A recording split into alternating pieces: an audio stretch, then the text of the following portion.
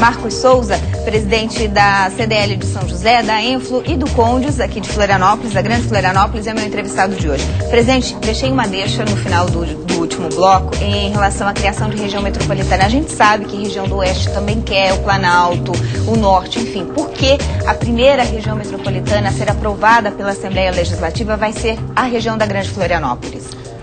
Bom, essas conclusões sobre qual região realmente reúne essas características ou não, como eu disse a você, é do IPEA, né? Quer dizer, é um instituto respeitado, que tem informações técnicas para isso.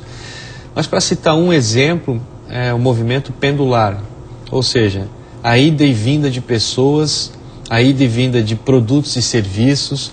Esse intercâmbio acontece de uma forma muito intensa entre Florianópolis, São José, Palhoça e Biguaçu. E o desenvolvimento desses 4 municípios estão ligados, estão interconectados. Isso pode vir a acontecer, ou estaria muito próximo de acontecer em Joinville, ou na região do Vale do Itajaí, ou na região do Oeste, sem sombra de dúvida. Mas de todas essas regiões, a mais propícia hoje é a Grande Florianópolis. Você tem número de habitantes, desafios que tem pela frente. Presidente, esses 9 municípios vão reunir? Nós estamos falando em torno aí de 1 milhão de habitantes, aproximadamente. 1 milhão de pessoas. E grandes desafios, né? Um deles, lixo, por exemplo. Hoje você tem o recolhimento de São José para transbordar para uma outra área, para depois transbordar para uma outra área. Até não vou dizer os locais para não ficar polêmico, mas se isso fosse administrado por uma região metropolitana, isso seria muito mais barato, muito mais fácil, muito mais prático. Então, a região metropolitana traz não só a capacidade de trazer novos recursos, mas de administrar a região de uma forma diferente. E os prefeitos não, de forma alguma, abdicam do seu poder. Eles só compartilham alguns projetos, isso é importante dizer. Projetos, por exemplo, na área de saneamento básico, na área de segurança pública, não é? Ou a mobilidade urbana, que a gente já vinha falando, essa questão toda. De segurança pública, nós caminhamos, para citar um exemplo de segurança pública, nós caminhamos para um reforço, no país inteiro, um reforço muito grande, a gente percebe, das guardas municipais. Que agora com o novo estatuto da Guarda Municipal, eles passam a ser uma espécie de polícia municipal. Sim. E ao mesmo tempo você percebe que nos últimos 10, 15 anos, a Polícia Militar vem enfraquecendo o seu contingente. A Civil da mesma forma. E talvez essa seja uma tendência de um modelo americano, onde a polícia local ostensiva seja de controle e de administração do município.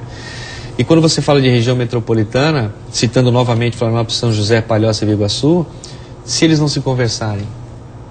Então essa gestão metropolitana, mesmo respeitando a independência de cada prefeito, de cada município, ela precisa ser feita. Ela precisa ser gerida para que haja resultados em conjunto. Senão ninguém quer problema perto de si, né? É verdade. Então, se nós temos problemas, eu vou jogar para o vizinho? Não, eu vou chamar o vizinho e vou compartilhar com ele a solução.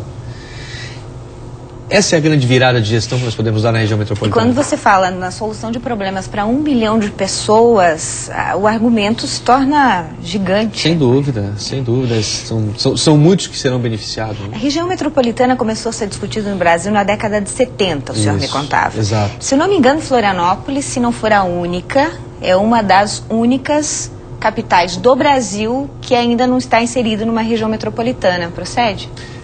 Eu não sabia te dizer agora se ela é a única, mas se não é a única, deve ter mais uma ou duas só, que ainda não conseguiu consolidar. No Sul é a única, né? Porque Porto Alegre e Curitiba já funciona há muito tempo. Muito tempo.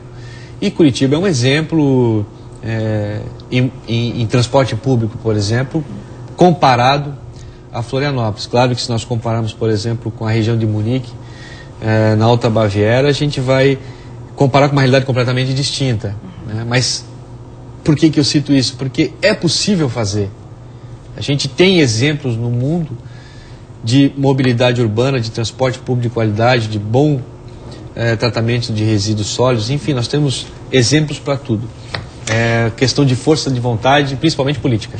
Exatamente. Agora tocou no ponto principal para a gente encerrar a entrevista, presidente. Esse movimento que deveria ter começado por parte dos líderes com cargo eletivo, né? Não começou, mas a sociedade civil organizada tomou frente, o Condes, a discussão aconteceu, o projeto foi levado pelo Condes para o governador Raimundo Colombo, houve um aceite por parte dele, o Executivo, automaticamente pela lei, tem que encaminhar ao Parlamento e hoje está na Assembleia Legislativa. Exato. Qual é a expectativa agora? Será que nós teremos a região metropolitana da Grande Florianópolis aprovada ainda antes da eleição, presidente? Eu diria a você que nós não temos absolutamente nenhum motivo para que ela não seja aprovada agora no dia 2. Salvo alguma questão política que seja de pleno desconhecimento da nossa parte.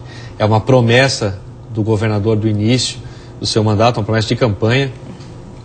Toda a documentação, todo o processo foi amplamente discutido, é uma vontade da população, uma vontade da sociedade, uma vontade da classe empresarial. Vai ser um grande benefício para a região da Grande Florianópolis. Por que não aprovar?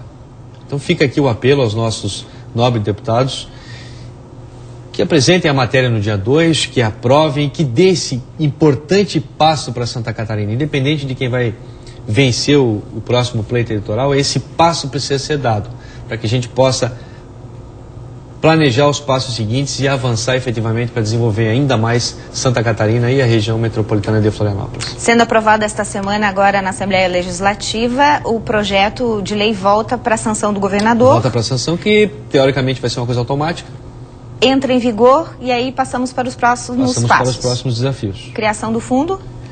Não, aí é a regulamentação de alguns detalhes da lei que vai ficar sob responsabilidade do Executivo. Certo. E em seguida é colocar isso em prática, convencer e conscientizar os prefeitos e câmaras de vereadores envolvidos e o governo do estado para efetivamente colocar em prática. Gente, tem solução, tem como fazer, o caminho está aí, o projeto elaborado pelo CONDES, pelas entidades que fazem parte do Conselho de Desenvolvimento aqui de Florianópolis, está tudo prontinho, é só aprovar, senhores deputados, o governador sancionar e a região metropolitana ser uma realidade, né, presidente? É isso. Obrigada pela entrevista. Eu que agradeço. Boa sorte.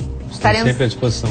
Estaremos acompanhando. Obrigada para você que acompanhou Quem é Quem, todo o estado de Santa Catarina. Voltamos no domingo que vem com mais uma entrevista. Um bom final de semana e até lá.